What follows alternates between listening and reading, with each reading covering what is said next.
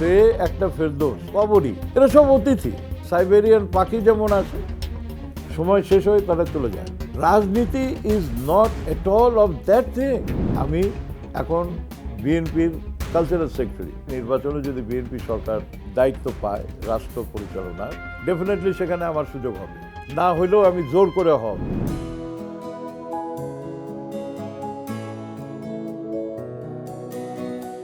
আপনাকে যখন বড় পর্দায় দীর্ঘ সময় রোমান্টিক হিরো হিসেবে দর্শক দেখে অভ্যস্ত হলো, ঠিক তারপরে গিয়ে যখন আপনি সিদ্ধান্ত নিলেন যে অ্যাকশন দৃশ্যে আপনাকে দেখবে বা অ্যাকশন হিরো হিসেবে আপনার এন্ট্রি হবে, তো তখনও কি আপনার মাঝে একটু মনে হয়নি যে এইভাবে আসলে দর্শক গ্রহণ করবে কিনা?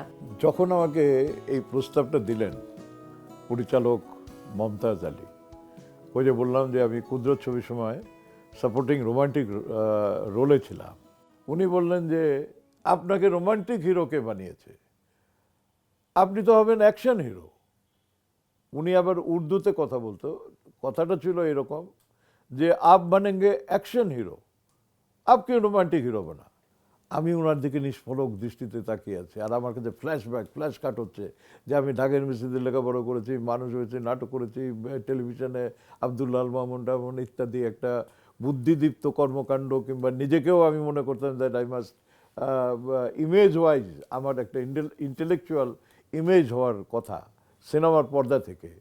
উনি আমাকে অ্যাকশন হিরো মানে হলো একটা অসভ্য জঙ্গলি জানোয়ার, এরকম একটা ইমেজ হবে, যার কোনো গ্ল্যামার নাই, একটা অদ্ভুত টাইপের মানুষ হবে, যেগুলো তখনকার সময় 80-র দশকে যেগুলো এই ধরনের ইমেজের ছবিগুলি হতো। উনি বলল যে অ্যাকশন মানে মারামারি না, অ্যাকশন মানে হচ্ছে প্রতিবাদী চরিত্র, এবং সেই প্রতিবাদী চরিত্র স্ক্রিনে দাপায় বেড়াবে আর কি।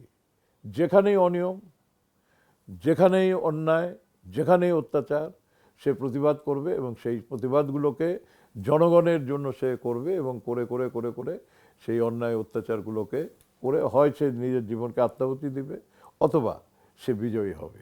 তা আমার নিজের কাছে অবিশ্বাস্য মনে হলো যে আমার সেরকম ফিজিক্যাল ফিটনেস নাই, আমার সেরকম মাস্কুলার বডি না, আমি একটা ছিপছিপে লোক, এই লোক এগুলি করলে পরে তো হাউ ওয়াই দর্শক উইল অ্যাকসেপ্ট মি। আমি নিজেকে নিজে প্রশ্ন করছি, ওনাকে বলি না। এরপরে উনি উত্তেজিত হচ্ছিল, গেল গিয়ে আমার যে ড্রেস রুম সেটার মধ্যে গেল, গিয়ে অনেক আগের একটা, আমি যখন হংকংয়ে গিয়েছিলাম আর্লি 73-তে, শীতের মধ্যে আমি একটা জ্যাকেট কিনলাম।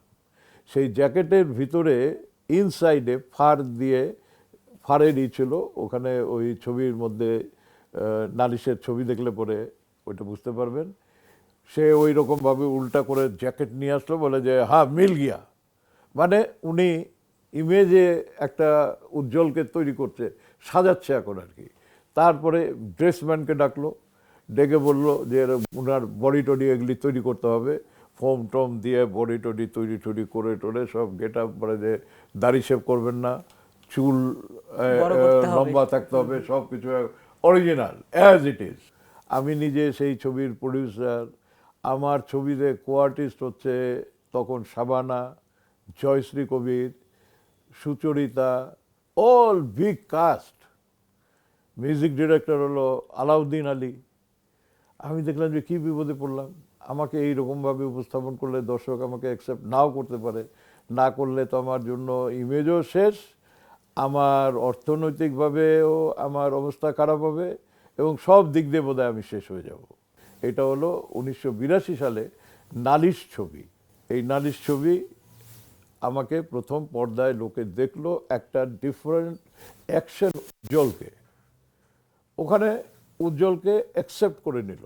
এরপরেই উনি আমাকে নেক্সট যে ছবিটা তৈরি করলাম আমরা, নসিব, সেই নসিব ছবি, এই ছবিটাতে উনি আমার অ্যাকশন ইমেজটাকে এমনভাবে আরও উনি মানে উপস্থাপন করলেন শক্ত করে, আর এই ছবির সমস্ত কিছু মিলে it became a blockbuster hit, super hit.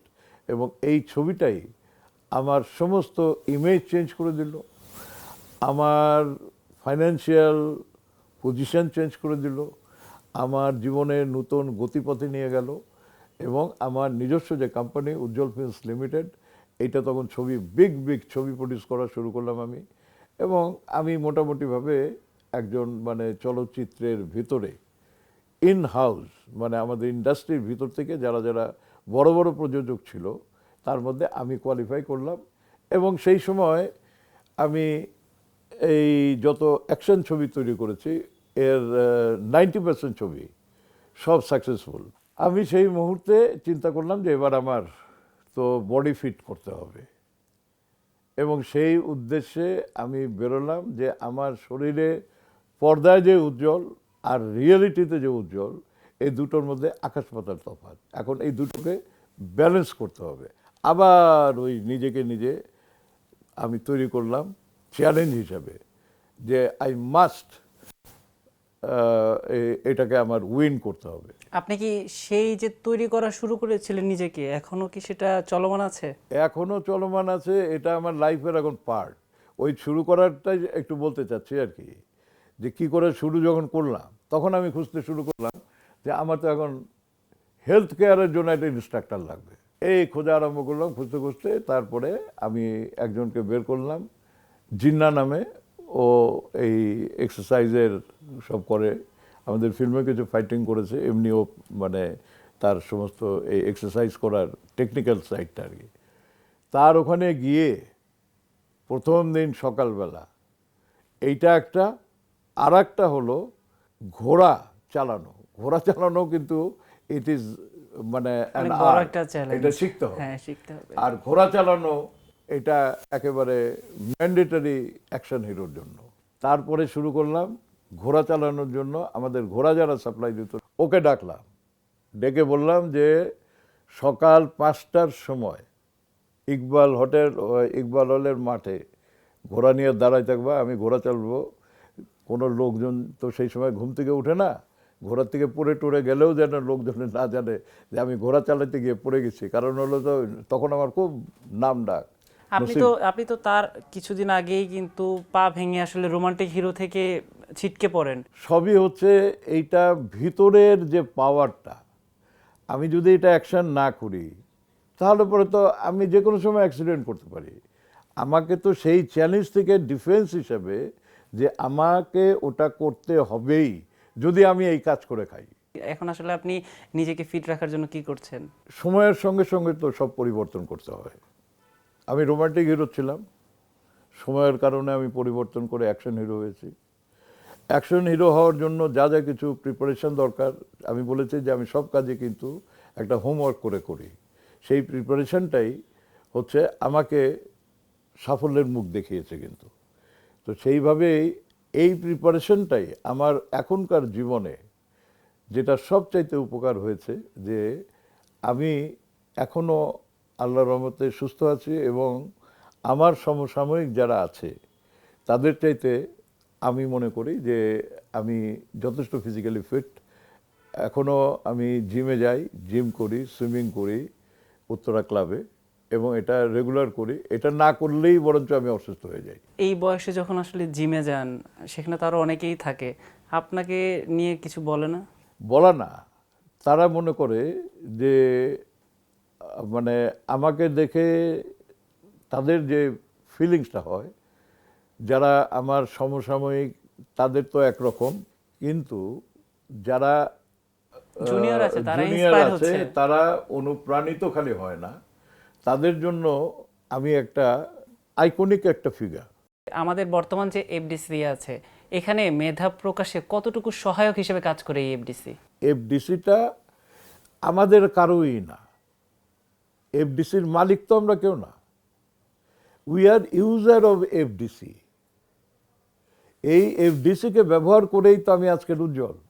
তাহলে আপনার কি মনে হয় আমাদের এই চলচ্চিত্রের বর্তমান যে প্রেক্ষাপট আছে, এইটা সংস্কারের জন্য আসলে কি করা উচিত? রাইট, আমি আসছি সেখানে। এইটা হলো একটা কথা আমি বলেছি যে সরকার নিয়ন্ত্রণে। সরকার কার নিয়ন্ত্রণে? পলিটিক্যাল পার্টির নিয়ন্ত্রণে, রাজনীতি। এখন হলো যে পলিটিক্যাল পলিসি, পলিটিক্যাল পার্টি যে সরকার পরিচালনা করবে, সে যদি ফিল্মকে ডেভেলপ করতে না চায় সেক্ষেত্রে তোমার প্রতিভা তোমার ভিতরে থাকবে, বিকশিত হবে না। কিন্তু সে যদি চায়, তাহলে পরে এটা, আমি তো মনে করি যে আমাকে যদি দায়িত্ব দিয়ে দেওয়া হয় যে বাংলাদেশের ফিল্ম ইন্ডাস্ট্রিকে ডেভেলপ করার জন্য কি কি করা দরকার, প্রথমেই হলো মার্কেটিং করতে হবে, তো কন্টেন্ট। তো সারা দেশে এই যে রাস্তাঘাট যোগাযোগ ব্যবস্থা করার জন্য ডেভেলপমেন্ট ওয়ার্ক, তো মানুষের বিনোদন দরকার নেই?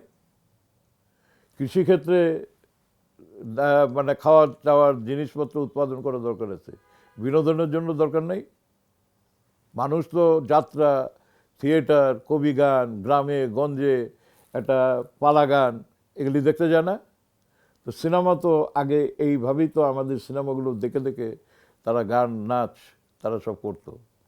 তাহলে কি সরকারিভাবে হলগুলো সরকারিভাবে দরকার নাই, যেভাবে ব্যবসা বাণিজ্য করার জন্য সরকার সাপোর্ট দেয়, একটা গার্মেন্টস ফ্যাক্টরিকে সাপোর্ট দিচ্ছে, একটা আদার ইন্ডাস্ট্রিকে সাপোর্ট দিচ্ছে। Film is also N industry.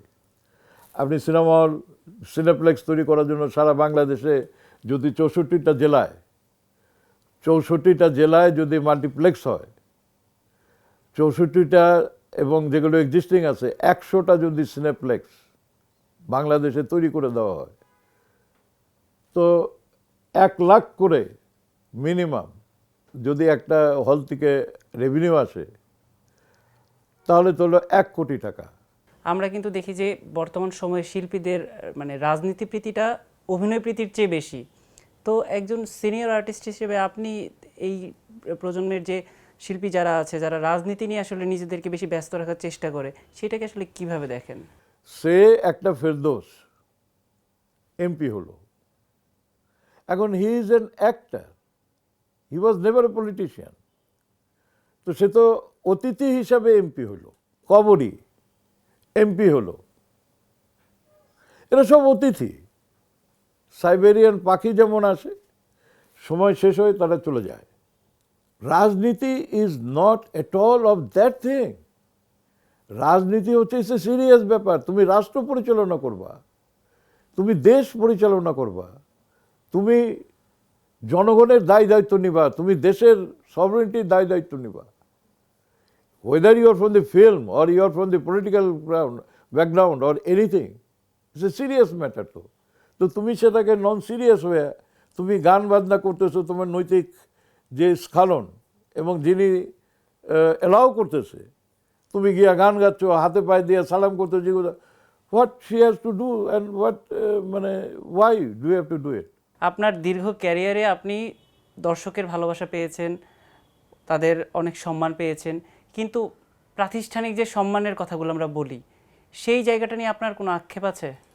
আমি ফিল্মের রাজনীতিতে সমস্ত সংগঠনের মধ্যেই নেতৃত্ব দিয়েছি, এবং টপ যে ফিল্ম প্রডিউসার ডিস্ট্রিবিউটর অ্যাসোসিয়েশনে সেখানেও ভাইস প্রেসিডেন্ট ছিলাম, সেক্রেটারি জেনারেল ছিলাম, শিল্পী সমিতিতে ছিলাম। যখন আমি চিন্তা করেছি যে একটা সময় আসতে পারে যে এর চাইতে বৃহত্তর প্ল্যাটফর্মে আমাকে কাজ করলে পরে, যখন সিনেমার চাইতে বড় একটা এরিয়া হইতে হবে, এটা আমার অলওয়েজ, ওই যে বললাম যে সিরাজদৌলের মধ্যে আমাকে কি এই রোল দিবে, হিরো না দিলে ভাই কিন্তু তাই বলে একেবারে এক্সট্রা রোল দিবে, এই যে যে সমস্ত জিনিস। তা আমি ওই চিন্তা থেকেই আমার সঙ্গে ব্যক্তিগতভাবে চলচ্চিত্রকে ডেভেলপ করার জন্য পরিচয় হয় আমাদের শহীদ প্রেসিডেন্ট জিয়াউর রহমান সাহেবের সঙ্গে। উনি 1978 সালে 24শে ফেব্রুয়ারি এফডিসিতে আসেন। সেই সময়ের প্রেক্ষাপটে যারা নেতৃত্ব দিচ্ছিল চলচ্চিত্রে, সব ভেঙে চুরে সব কিছু নিয়ে যায়।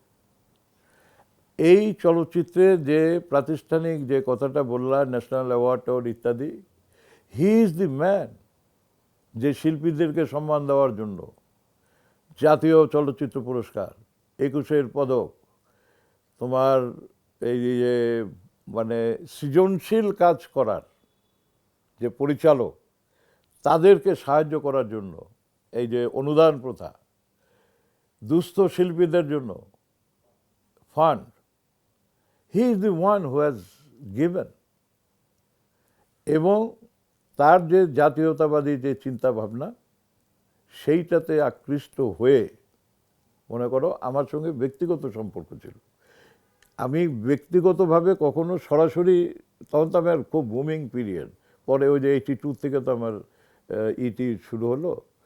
তো আমি যে একটা সময় আসবে যখন আমি পুরোপুরি ডাইভার্ট করতে পারবো। এক্স্যাক্টলি সেই সময়টা এসে গেছিল 2010-এর পরে। কারণটা হচ্ছে যে সেই সময়ে চলচ্চিত্র একেবারে গ্রাউন্ডেড।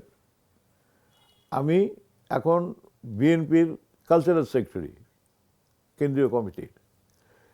এটা একটা অত্যন্ত দায়িত্বশীল অবস্থানে আমি আছি বিএনপি। এখন হচ্ছে কি, আমি যে কনসেপ্টটা বলছি যে যদি সরকার যখন নির্বাচন হবে, নির্বাচনে যদি বিএনপি সরকার দায়িত্ব পায় রাষ্ট্র পরিচালনার, এবং সেখানে যদি ডেফিনেটলি সেখানে আমার সুযোগ হবে, হবে না, আমি তো কালচার সেক্রেটারি, না হইলেও আমি জোর করে হব, মানে সেই কনফিডেন্সটুকু আছে, whoever is the prime minister. তো আমি তার কাছে গিয়ে তো আমার নিজের ব্যক্তিগত স্বার্থে তো আমি আগেই বলেছি যে আই ডোন্ট নিড এনিথিং। কারণ হাজার হাজার কোটি যারা রাজনীতি করে কামাইছে তাদের যে কি পরিণতি, এটা তো আমাদের কাছে ইতিহাস। সুতরাং আমি মনে করি যে ওই রাস্তা দিয়ে অল্প সংখ্যক লোক হাঁটতে পারে, কিন্তু অধিকাংশ মানুষ তারা, আমি মনে করি যে এই পরিস্থিতিতে রেকটিফাই হয়ে যাবে। আমি মিন করছি যে বর্তমানে যে আমাদের একটা বিপ্লব হলো, ছাত্র জনতার বিপ্লব, এই বিপ্লবে রাজনীতি এবং রাজনীতির মাধ্যমে যে সমস্ত কর্মকাণ্ড জনসমক্ষে উপস্থাপিত হয়েছে, এইটা রাজনীতিবিদরা এখন পরিহার করবে। এই আমাদের মনের মধ্যে, আমার মতো মানুষের মনের মধ্যে আমরা রাজনীতি করলেও কখনো আমাদের এই জিনিসটা স্পর্শ করেনি, করার কারণও নাই। কারণ হচ্ছে যে আমরা যখন করতে চাই যে সেখানে যদি সুযোগ আসে, একটা ভালো কাজ করলে পরে সেই ভালো কাজের জন্য একটা অমরত্ব লাভ করার সম্ভাবনা থাকে। আজকে যদি আমি ইস্তেশাহ, মুস্তাফিজ, খান আতা, জহির রায়হান ইনাদের নাম উচ্চারণ করছি কেন, এই লোকগুলো চলচ্চিত্রের যে অবদান ওনারা রেখে গেছেন যুগ যুগ ধরা, আমরা এর পরের জেনারেশনও, তারপরের জেনারেশনও তাদেরকে সম্মানের সঙ্গে ধারণ করতে হবে। কারণ চলচ্চিত্র বলতে বাংলাদেশের এই রিজনের তারাই হচ্ছে মানে সর্বত দিক দিয়ে তাদের মেধা, তাদের রক্ত ঘাম মানে ঝরিয়ে তারা এই সেক্টরটাকে তৈরি করছে। আজকে যে কথাটা আলোচনায় উঠে আসলো যে রাজনীতি বিবর্জিত কিছুই না, আবার রাজনীতিতে যদি আসতে হয়, রাজনীতিবিদ হয়ে যদি সে রাজনীতিতে আসতে পারে এবং রাষ্ট্র পরিচালনার দায়িত্ব নেয়, যেহেতু চলচ্চিত্রটা সরকার নিয়ন্ত্রিত, আমি বারবার বলছি, কিন্তু এখন ধীরে ধীরে কিন্তু সরকারের নিয়ন্ত্রণের বাইরে যেতে বাধ্য, যেহেতু গ্লোবাল হয়ে যাচ্ছে। যেহেতু এটা কিন্তু শুরু হয়েছিল কো প্রোডাকশন বলে একটা আমাদের কাজ ছিল, কো প্রোডাকশন এই শ্রীলঙ্কার সঙ্গে, পাকিস্তানের সঙ্গে, ইন্ডিয়ার সঙ্গে। এই জিনিসগুলো সিস্টেমেটিক্যালি অর্গানাইজড ওয়েতে না করার কারণে সরকার কিংবা কেউ ইন্টারেস্ট না নেওয়ার কারণে আমাদের এগুলো ফ্রুটফুল রেজাল্ট, একটা রেজাল্ট যেটা আসা দরকার সেই রেজাল্টটা আমাদের আসেনি। নির্বাচনের যারাই সরকার গঠন করবেন তাদের কাছে দাবি থাকবে আমাদের চলচ্চিত্র শিল্পের থেকে যে এই শিল্পটা আবার তার সমস্ত কিছু হারানো যে গৌরব আছে সেগুলো ফিরে পেতে পারে। ট্যালেন্টের কোনো অভাব হবে না। আমাদের যে জিনিসটার অভাব আছে ফিল্মের জন্য, we don't have training institution, academy. আর বর্তমান যে প্রযুক্তির যে একটা বিপ্লব, রেভুলেশন, এই প্রযুক্তির রেভুলেশনের সঙ্গে যাওয়ার জন্য, এর সঙ্গে অ্যাটাচড হয়ে মুভ করার জন্য এখানে আমাদের ইয়াঙ্গার জেনারেশন যারা আছে, তরুণী ছেলে মেয়েরা, এখন তো আউটসোর্সিং করে ছেলে মেয়েরা লক্ষ লক্ষ টাকা কামাচ্ছে। আর এখানে এসে যদি এটাকে ট্রেনিং নেয়, লক্ষ কোটিতে রূপান্তরিত হবে তাদের সোর্স অফ ইনকাম।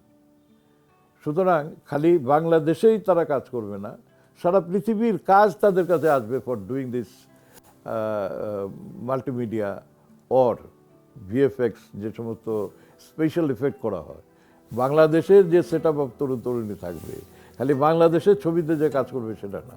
দেখা গেল যে একটা ইন্ডিয়ান ছবি, সে হয়তো দেখতেছে যে বাংলাদেশের এই কাজটা করলে পরে আমার ইকোনমিক্যাল হবে, so that talent will be, they will come here to search for the talent. যেভাবে আমাদের গার্মেন্টস শিল্প, গার্মেন্টস বিক্রি হচ্ছে অন্য দেশে, তৈরি করছে বাংলাদেশে। এক্স্যাক্টলি এই জিনিসটা সরকারের মাথায় মগজে ঢুকিয়ে দিতে হবে, যারা স্টেক হোল্ডার তাদের। আমি একা বললে হবে না, সবাইকে, মিডিয়া, স্টেক হোল্ডার এবং যারা রাজনীতি করেন, যারা পলিসি মেকার, যারা প্রশাসনে আছেন, সবাইকে এটা বুঝতে হবে যে দিস ইজ ওয়ান সেক্টর, যে সেক্টরটা ডেফিনেটলি সোনার ডিম পারতে পারে। অসংখ্য ধন্যবাদ ভাইয়া। আমরা চাই যে আসলে আপনি যে স্বপ্নটা দেখছেন বা আপনি দীর্ঘদিন ধরে যে স্বপ্নটাকে লালন করছেন, দেশকে এগিয়ে নিতে বা আমাদের চলচ্চিত্র ইন্ডাস্ট্রিকে এগিয়ে নিতে, আপনার সেই স্বপ্ন পূরণ হোক। আমরা আপনার সুস্থতা কামনা করছি।